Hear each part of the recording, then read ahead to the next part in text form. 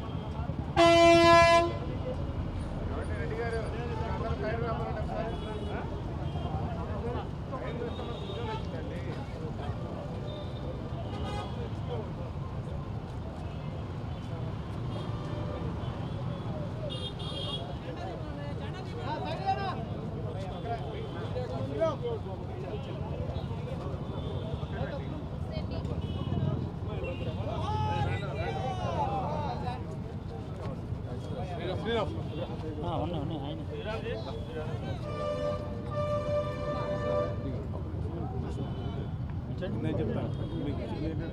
ఈ రోజున అన్న నందమూరి తారక రామారావు గారి వర్ధంతి సందర్భంగా మన భారతీయ జనతా పార్టీ అధ్యక్షురాలు పార్లమెంట్ సభ్యులు శ్రీ పురంధేశ్వరి గారు వారికి ఘన నివాళులు అర్పించడానికి ఈరోజు ఇక్కడ రావడం జరిగింది.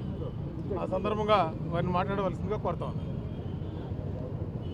ఈరోజు నందమూరి తారక రామారావు గారి 29వ వర్ధంతి.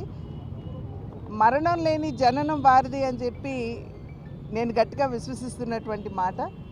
ఎందుకంటే ఏ రంగంలో వారు కాలు పెట్టినా కూడా ప్రపంచం సృష్టించడం మాత్రమే కాకుండా ఆ రంగం మీద చెరగని ముద్ర వేసినటువంటి మహనీయులు నందమూరి తారక రామారావు గారు.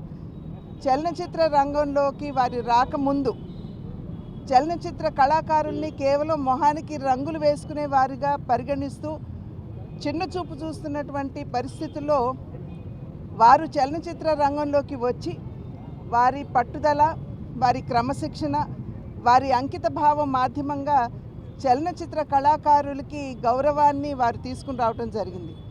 అది మాత్రమే కాకుండా ఇప్పటికీ సైతం, ఈ రోజుకి సైతం, ఈ క్షణానికి సైతం రాముడన్నా, కృష్ణుడన్నా, రావణాసుడన్నా, దుర్యోధనుడన్నా ముందుగా గుర్తుకు వచ్చేది, మన కళ్ళ ముందు కట్టినట్టు కనపడేది వారి రూపమే.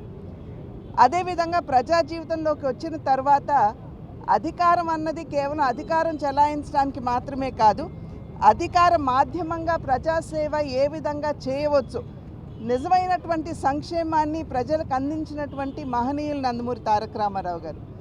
మాండలిక వ్యవస్థను తీసుకుని వచ్చి పరిపాలనని ప్రజలకి చేరువ చేయడం మాత్రమే కాకుండా ఆకలితో ఉన్నటువంటి వారికి ₹2 కిలో బియ్యాన్ని ప్రవేశపెట్టి వారి ఆకలిని తీర్చడం, అదేవిధంగా రాయలసీమ లాంటి ప్రాంతాల్లో దాహార్తితో అలమటిస్తున్నటువంటి వ్యక్తులకి తెలుగు గంగ వంటి ప్రాజెక్టుని చేపట్టి వారి దాహార్తిని తీర్చడం, పేదలకి జనతా వస్త్ర పథకం మరియు పక్కా గృహ నిర్మాణ మాధ్యమంగా వారికి సేవ చేయటం, మరి మన జనాభాలో సగభాగంగా ఉన్నటువంటి మహిళలకి వారికి ఆస్తిలో సమాన హక్కుతో పాటు వారిని విద్యాధికుల్ని చేయాలి అనేటువంటి భావనతోటి మొట్టమొదటి మహిళా విశ్వవిద్యాలయాన్ని స్థాపించడం మాత్రమే కాకుండా స్థానిక సంస్థల్లో వారికి రిజర్వేషన్ని కల్పించి నిజమైనటువంటి మహిళా సాధికారతని వారికి అందించినటువంటి మహనీయులు నందమూరి తారక రామారావు గారు.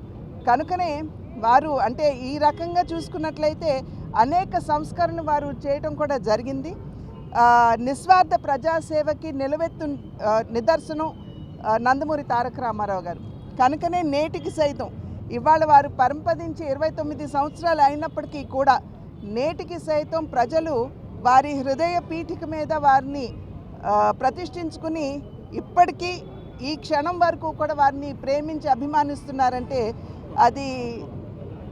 అది నిజంగా వారు కేవలం మాటల నినాదాలకి పరిమితం కాకుండా, ఎందుకంటే సమాజమే దేవాలయం పేదవాడే దేవుడు అన్నది వారి నినాదం మాత్రమే కాదు, వారి విశ్వాసం కూడా.